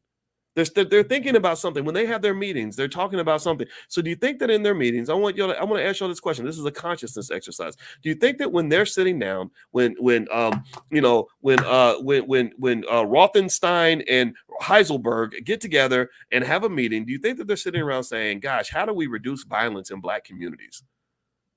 Yes or no? Do you think that when they get together, they sit and they say, gosh, we really want to make sure we really rejoin the black family because these children really need a father in the house? Do you think that that's what's happening? Do you think that they sit and they say, gosh, Bob, I was looking at these statistics on black wealth, Bob, and I noticed that African-American wealth has been on the decline, and that's a problem. We've got to fix that. Do you think they're thinking about that? You think they're thinking about ways to create financial security for black people, stronger families, better neighborhoods? What do you think? Or do you think that they're sitting around saying, okay, how do we get so-and-so to twerk a little more so we can make a little extra money? Oh, people loved it when you got on top of the table and was shaking your booty and we really we want to put you on TV so that you can be as outrageous as possible.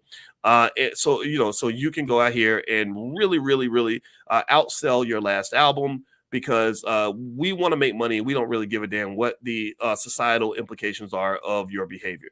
We just want that we want your stereotypes to show up to work every day so that we can profit from those stereotypes, and the negative externalities and the negative outcomes or the negative side effects of your behavior, that belongs to you. That belongs to you people. You people have to figure it out, because we're not doing that with our kids. We're not going to let our girls go out here and act like this, but we'll let your girls do it all day. I don't know if people, I know this offends people, and I know people don't want to hear this, but whatever. Hate me if you want to. I don't give a damn if you hate me. I don't care if you hate me. If you hate me, that ain't going to affect me. What the only thing, the way you can affect me is if you prove me wrong. Can you prove me wrong? Can you prove me wrong that I just made a bunch of points and I laid it out very carefully and very clearly? You can't prove me wrong. That's why you get mad. You're not used to accountability. You're not used to somebody saying all money ain't good money. You're used to a world where it's money over everything, money over hoes, money. I'll die for money. I'll kill for money. Money, power, respect. I get money. I get money. Get money. That's literally the mindset. And my thing is, like, it's okay to get money. I mean, shoot, I'm a financial scientist. All I've done was study money for 30 years. But at the same time, money can turn you into something that you're not supposed to be. money can destroy you as quickly as it can build you up. And I don't know if we think about that enough. And that's one of the reasons we have so many challenges. That's why these stereotypes persist. That's why your son might get shot by the cops, because a lot of times the cops have a negative perception of black males and they're scared of him before they meet him. Maybe that's why, if you look at the stats, let's go through some quick stats, because I want to make these points really quick. If you look at unmarried rates, as of the recent data, 48% of black women in America, adult age, are unmarried. In the 1960s, before integration, only 28% of black women aged 25 and older had never been married. By 1980, this percentage rose to 40%. By the 2000s, it was 42%, and in the 2010s, it was 45%, and the number has continued to go up. So now it's up to 48%. So every decade in the last 50 years, the percentage of black women that are unmarried has consistently grown. There are studies that show that this also links to things like the Biden mass incarceration epidemic. When they put so many of your men in prison, it broke down your families in twofold. One, because your men were in prison, so they can't marry you if they're locked up. But then number two, these men that are supposed to be raising your sons are not there to raise your sons, so your sons are not growing up to become men. Let me know if you're following that. I need yes confirmations to let me know that you're getting what I'm saying, because I don't want to talk too fast. I don't want you to gloss over that point. When you don't have the fathers around, when the fathers are not raising your boys, that's when you get these she-males out here. That's when you get these bearded babies out here. That's when you get these 45-year-old teenagers from. That's where they come from. They come from the fact that they never had a father that was kicking them in the ass and forcing them to be men. That's the reality. That's something, for whatever reason, people don't want to talk about it. Maybe it's politically incorrect. Maybe it's not a warm, fuzzy conversation that you're looking for, but the world ain't warm and fuzzy. And so, generally speaking, the breakdown of the family is directly connected to the breakdown of the African-American male. A lot of this occurred through hip hop. I believe, as Ice Cube has alluded to and others, that there was a conspiracy in the 80s and the 90s to take out opportunities from the black community and replace it with drugs and guns. And then they have music that glorified the drugs and guns, which caused your men to lose who they're supposed to be, to the point where they became butt naked, crazy, ignorant and crazy and violent and ridiculous in terms of the things that we celebrated. You should not be looking up to the drug dealer more than you look up to the scientist. You should not be looking up to the hustler and the thug more than you're looking up to the person who takes care of his kids. There's nothing about Russell Wilson, who's taking care of baby Future. If you know, Russell Wilson married the singer Sierra. There's nothing about Russell Wilson that on any planet would make him into some sort of a simp, except for a culture that has been bastardized to the point where you celebrate extreme amounts of black male irresponsibility. Give me a yes if you're following what I'm saying. Give me a yes if you've seen this. Give me a yes if you've noticed any of this. So effectively, what has happened is that both the black male and the black female, in terms of our self-image, our image of each other, and the image that is seen by the world, has been just chopped up and poisoned in so many ways. Poisoned through poisonous, toxic culture that is not controlled by you. It is run by people that run companies like Paramount Global, people that run Universal Music Group, people that run these other record labels. It's the people that run the media, and they will. And the reason you can't see it, pay attention now. The reason you can't see what is being done to you and what's being done to your family, done to your culture, done to your community, is because it's all covered with money. Money is this crazy thing that I meditate on it a lot in terms of understanding what it does and where it's at and how it works. Money has a way of putting perfume on a pig. You understand what I'm saying? Money is where they take a piece of crap and they put it and they tell you that it's chocolate cake. They take a big pile of doo-doo and they put icing on it and they put little candles on it, and you will bite into that big pile of doo-doo like it's a delicious chocolate cake, and because that's what somebody told you, and you'll be like, damn, this thing stinks, it's nasty, but damn, but then the person next to you says, this chocolate cake is so good, and you will literally sit there and eat a big pile of doo-doo that's chocolate cake because you see everybody else eating the doo-doo thinking that it's chocolate cake. But that doo-doo that they're serving you, that's not your birthday cake, bro. That's not your the delicious cake that you think that it is. That's really doo-doo. That's what it stinks and it's nasty because that's what it is. And so when you look at the culture, that's what they did with the culture. They call it the culture. And I keep telling you, I've been saying this for 20 years. I said, that is not our culture. That is not who we are. We ain't all growing up trying to be like Rick Ross and these really immature, baseless men, weak men with no substance. Like, that's kind of what hip hop produces. You know, the Diddy's of the world. I've been saying stuff like that about the Diddy's long before the world decided that Diddy was a bad guy. I was saying, I said, what in the world makes you look up to this guy? He talks a lot, doesn't get anything done really, not for the black community.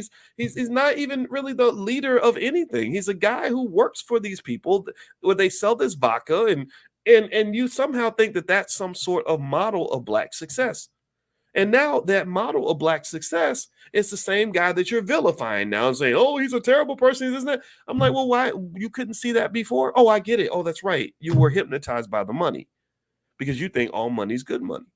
So anyway, I'm going to make my final point on this. If you could do me a favor, please hit the thumbs up button. Thumbs up, share, subscribe. My name is Dr. Boyce Watkins. You're watching drboycetv.com, the home for intelligent black people. And yes, Mashawn, I am live right now. Sometimes I don't go live. Sometimes it is a recording, but right now I am live. But then again, you may be looking at the recording and then think that I'm in the recording saying that it's live, because sometimes I'll play it again. But also, if you want to get started on your economic journey in the Black Business School, we have 176,000 students worldwide. A lot of our classes are low cost or free. We are the Black wealth experts of America and the world. We're better at Black wealth than any other group in the country. We partner with scientists and thinkers from all walks of life in our community to solve our problems. And I believe this is more effective than any politician. It's more effective than any public policy. It's more effective than any entertainer. We're getting it done. So if you'd like to get started on your journey, you can go to blackmoney101.com. That's blackmoney101.com. I wrote my dissertation on the stock market. That's where wealth is being built. I can help you get started there. We have people that can do real estate. We have people that can do entrepreneurship. Whatever you want to do, we got you. We also are the only institution out here that's really aggressively educating Black children on wealth. One of the secrets to wealth that a lot of people don't know, and this keeps your kids off the stripper pole and keeps them out of the streets and out of the silly situations, is that if you teach your children about wealth, or you do things like the Black Wealth Master Plan, where you invest just $5 a day for that newborn baby, well, then what happens is that your child gets to a point where by the time they're 25 years old, they are financially secure. By the time they're 25 or 30 years old, they're not out here desperate for money. They're not signing bad record deals because they can't pay the rent. They're not out here doing things that are going to embarrass themselves because they don't have enough money. The Black Wealth Master Plan, which is 100% free, is free to the community. And I keep repeating that because I know that there are people who don't believe that we can solve this problem. There are people who don't support anything that's Black. There are people who will go along with bad ideas from the white community, but will ignore good ideas from the Black community. But I can tell you it's 100% free. It's blackwealthmasterplan.com.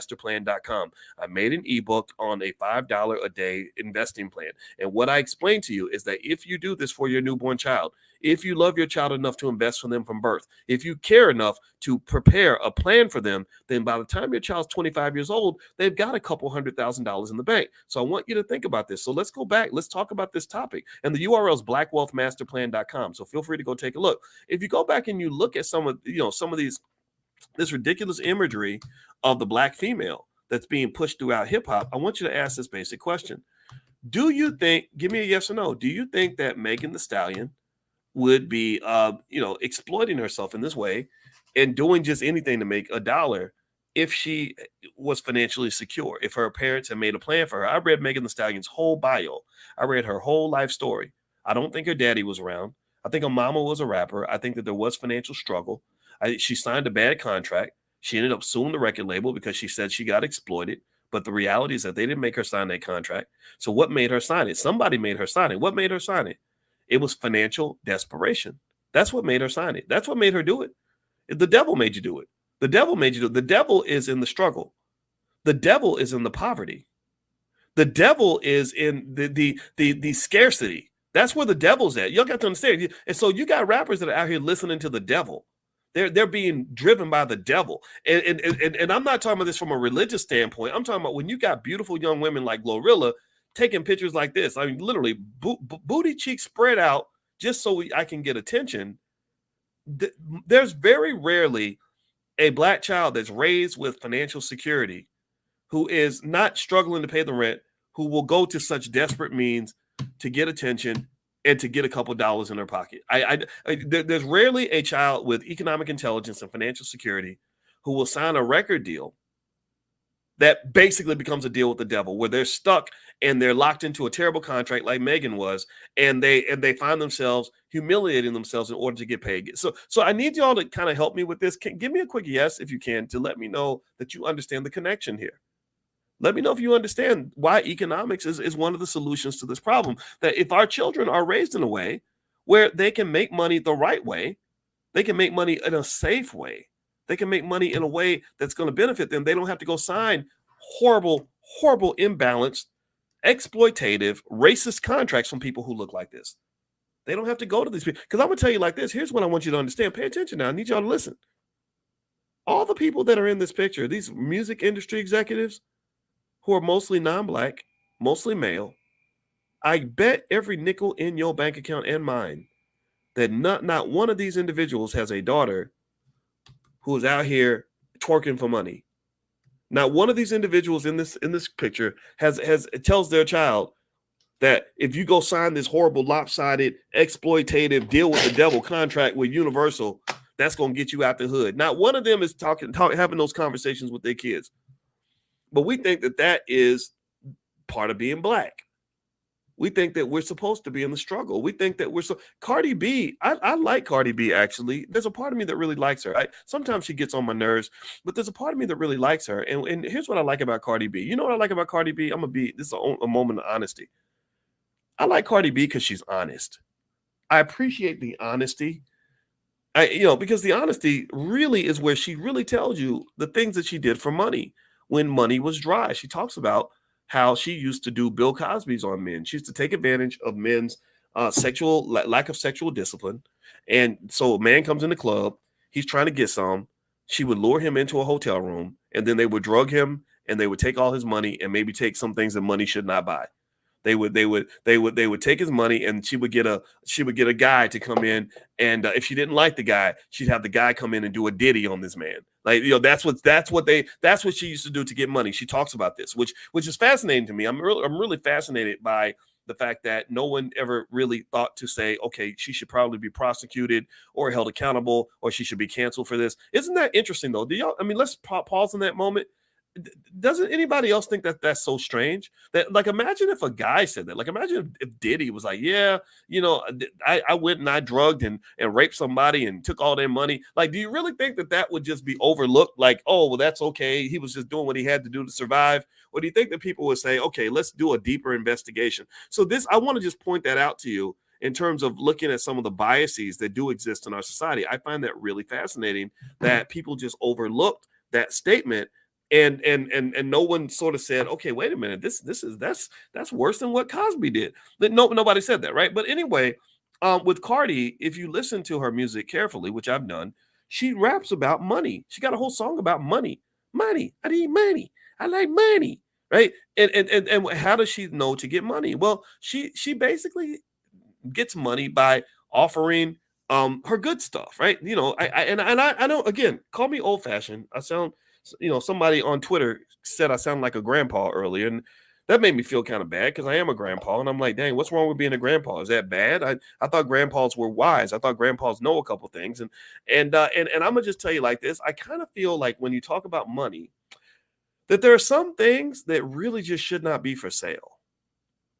I don't know if that makes me weird or old fashioned or makes me uppity, but I kind of get concerned when I hear a person who's rapping, who's like this role model for young black girls, who's considered to be black excellence, black girl magic. And she's literally rapping and saying that if you want access to the bag, just, take your clothes off and go catch STDs from random nasty ass men and unwanted pregnancy. I really kind of think that maybe as a community, we may want to reconsider that public policy if we ever want to be successful as a people, if we ever want to have the stable families we deserve. And it's very unfortunate because, again, because I am a father of daughters, when I see desperate women, unfortunately, being forced to do desperate things to make money and being told to do these things by people who control their finances, that makes me say, gosh, where's your daddy at? Because I think your daddy is supposed to protect you. So this isn't just a problem for white folks. It's not just a problem for black women. It's a problem for all of us. It's really a problem that all of us have to think about and all of us have to address in our own way. So anyway, that's my 2 cents on the topic. I'm sure I offended somebody. I always do. If I offended you, that's good. That means that I got you to think. And I hope that we can agree that that even if we disagree, we can still be friends. So give me a yes if that's okay. If you didn't like everything I said, that's okay. Chalk it up to the fact that I'm not perfect and not everybody's going to agree. I just think that we need to have conversations about this because this ain't the way. This is not going to get us where we want to get to. Everything we talk about eliminating racism and creating freedom in the community, there's nothing free about selling our little girls' bodies, so they can make a couple dollars. There's nothing liberating about having people embarrass themselves from our community just so they can pay the rent. There's nothing good about any of this. And I really personally think that these should not be seen as models of Black success. What these are is when you see these degrading images of our people, those are examples of epic amounts of failure. That is the failure of the community to protect our girls. That is the failure of society to do what is right. That is a failure of the family, the Black family. When the family fails, that's when you get people saying, okay, I'm going to go twerk for whoever can help me pay a bill because my daddy ain't around to help me. And that's what I generally see when I see these kinds of things. Remember, Megan Thee Stallion, again, think about this, process this for a minute now. I need y'all to really be conscious on this with me. She's supposed to be living the dream. Like, this is the example of extreme success. This is what all the rappers aspire to. And I know a lot of rappers. I had a conversation with a rapper. He was very good friends with a rapper in LA named PNB Rock. And PNB Rock, do y'all remember PNB Rock? Give me a yes if you remember him. PNB Rock got shot, I think, in the middle of a Denny's or something. It was a Denny's or Roscoe's or something like that. And he was in this restaurant, and somebody just somehow, I think his girlfriend tweeted his location or something from what I read. And next thing I know, this brother got shot in front of everybody. He got shot in this restaurant. And I was talking to a young rapper about this. And I said, it was Jay Ortiz. I don't think he minds me saying his name. Jay Ortiz right now is on tour with a rapper named Kevin Gates. And I talked to Jay and I said, are you sure you want to go in this industry? I said, because, most people I know who are successful as rappers in certain genres are not happy people. They're not safe. Megan Thee Stallion achieved all the success a rapper could achieve, but she got shot in the foot by her man. Like, that is traumatic as shit. I know I'd be traumatized if my wife shot me in the foot and I gotta keep on going like nothing happened. Oh my God. Now, again, it's controversial, right? There are people debating whether or not he did it and all that. Well, I know he went to prison for it. And then you go into, there's another rapper. She actually got discovered on my page. I'm not making this up. There's a rapper named, do y'all know Young M.A.? Young M.A. is out of New York. Young M.A. literally got discovered on my Facebook page. And and I'm not making this up. She actually said this in interviews. And I'm very happy for her because she's super talented. But I feel so bad for her because if you listen to her music and you see the headlines on this poor young lady, she's going through extreme problems when it comes to her mental and physical health. She, and the thing is, and the reason that I believe this is happening is because you've got a lot of undiagnosed, untreated trauma in the Black community. You also have a lack of guidance for these young people. When these record labels get a hold of them and they start paying them any amount of money to do any ridiculous thing that will embarrass their family and their community, there's nobody from our community who's in their ear saying, come on, man, you don't really need to do this to make money. Or no, you don't want to completely sell your soul. So in Hollywood, people go off to Hollywood and LA and they have these big dreams about making money. There's that word money again. I keep bringing it up because in case you're wondering why a finance professor talks about these things, and because they dangle a couple dollars in front of you, they get you to do things that lead to lifelong regret. And this is offensive to me because I think that the impression that others have of Black people is these people will do anything for $1. And I'm gonna tell you like this: every community ain't like that. Their community, these people in this picture, I bet you anything that there are some things they will not do for money. They will not abandon Israel for money, for example. There are certain things they will not do for $1. So the question I want to ask you is, what do you have in your community that is not for sale? I think that's the question I leave you with today as we finish up this conversation. What do you have in your community that nobody can buy? Or is everything for sale? Are your daughters for sale? Is her body for sale? Is your dignity for sale? Like, what do you have in your community that is not for sale? And if you can't think of that, if you can't answer that question, then you're always going to be a slave to money, because money can either liberate you or it can turn you into a slave. And this is what you're dealing with. All right. So anyway, guys, I'm going to get out of here. Hit the thumbs up button, thumbs up, share, subscribe. This podcast is on Spotify. So if you want to listen on Spotify, just go to Spotify, look up Boyce Watkins. I do have several podcasts on Spotify. One's called the Dr. Boyce Breakdown. The other is called How to Make Money Without Working. And I'm also creating something called Dr. Boyce Daily Stock Market, where I'm going to give daily assessments of what's happening in the stock market and stuff like that for those of you that are interested in pure investing topics. And as you know, I like to talk about culture. In my book, The 10 Commandments of Black Economic Power, that I talk extensively about what a good economic culture looks like, how you specific steps on how you can establish that in your family, and ways that you can break generational curses financially. So if you'd like to take a look at that book, I can even autograph it and send it to you. One of my girls is going to actually mail it to you. So we do have a family business with my wife. You can just go to drboycebooks.com. That's drboycebooks.com. Also, I want to remind everybody that October 25th through the 27th, we have the All Black National Convention that's going to be held in Lombard, Illinois, which is right outside of Chicago. The All Black National Convention is the largest gathering on earth of intelligent Black people designed specifically for us to solve our problems as a community. So we welcome all families. We welcome all intelligent people from all walks of life. We welcome all the therapists and the teachers and the activists and the attorneys and the doctors and the professors and all the people that care about our community, that want to solve this problem, that are sick of this shit, that want to make us better. So if you want to join us in Chicago, or it's outside of Chicago, it's right outside Chicago. So Lombard's a really nice place. Feel free to go to all, and Chicago is too. I'm not saying Chicago's not, but you know, Chicago's a little bit mixed. I ain't gonna lie. Feel free to go to allblacknationalconvention.com. That's allblacknationalconvention.com. Okay, guys. So I'm going to get out of here, and God bless you. Thank you guys for listening. Also, tomorrow morning, we are going to get up at 10 a.m. Eastern. We do this every single morning, 7 days a week, because we're serious about this. We are not playing, and this is 100% free. And it's called Economic Awareness Training. If you'd like to be invited, just text the word morning, MORNING, to the number 87948, and I will invite you to our financial awareness training. Text morning to 87948, or if you live out of the country, you can go to drboyceelevate.com. So thank you so much for listening. I appreciate y'all 100%, and I just love intelligent Black people, because y'all let us have the conversations that need to be had, and I appreciate y'all putting up with my outrageousness, because I know sometimes I might say things that may sound radical, but just know that my heart's in the right place, and I want to say it in a way that's going to make our lives better. So take care. I'll talk to you soon. Love you. Peace.